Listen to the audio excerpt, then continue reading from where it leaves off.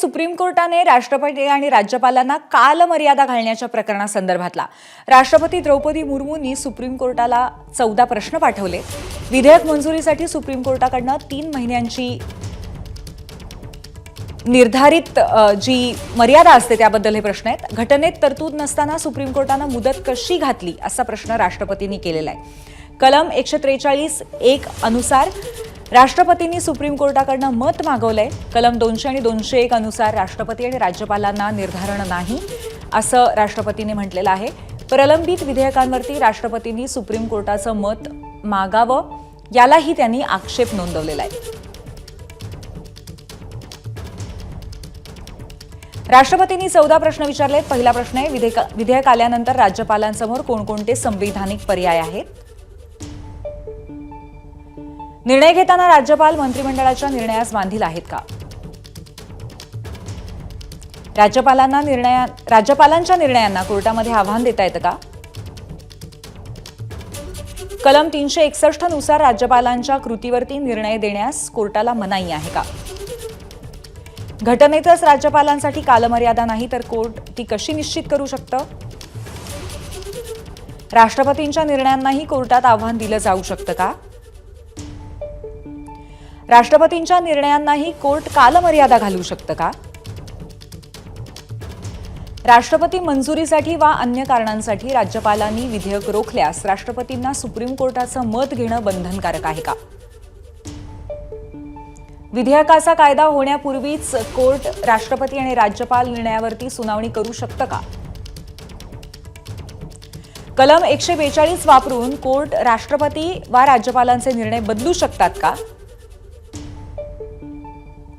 राज्यपालांच्या मंजुरीशिवाय विधिमंडळानं मंजूर केलेलं विधेयक कायदा होऊ शकतं का?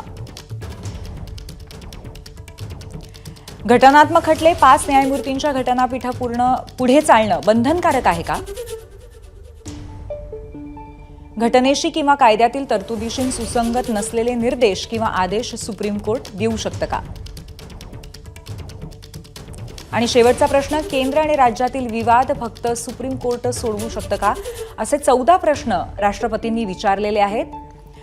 आपण पुन्हा एकदा जाऊयात सोमेश कोलगे यांच्याकडे आणि त्यांच्याशी या संदर्भात संवाद साधूया। सोमेश, एकंदरीत हे सगळे प्रश्न जे आहेत ते राष्ट्रपती राज्यपालांचे हक्क आणि सुप्रीम कोर्टाचे हक्क यांच्याशी संबंधित आहेत, म्हणजे त्यांच्या परस्पर हक्कांच्या अवलंबतेबद्दल आहेत। परंतु या सगळ्याचा कुठेतरी काही राजकीय संदर्भ पण आहे का? याबद्दल आणखीन काय सांगता येईल?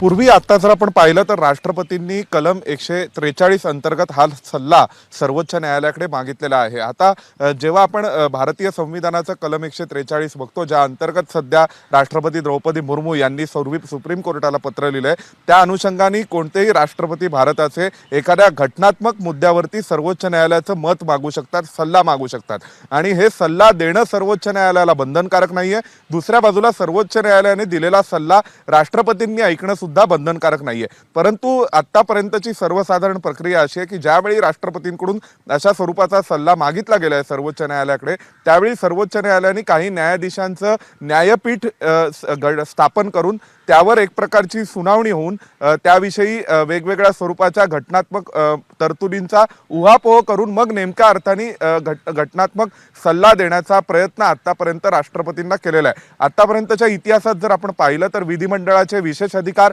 आणि न्यायालय असा एकदा झगडा उत्पन्न झाला होता, ज्यावेळी उत्तर प्रदेशच्या विधिमंडळाने थेट न्यायाधीशांवरती विशेष अधिकार आणले होते आणि न्यायाधीशांना नक्कीच सोमेश, एकंदरीत हे प्रकरण अतिशय क्लिष्ट आहे आणि हळूहळू जशा या संदर्भातल्या डेव्हलपमेंट्स होतील तशी माहिती घेत राहू। धन्यवाद आपण दिलेल्या माहितीबद्दल।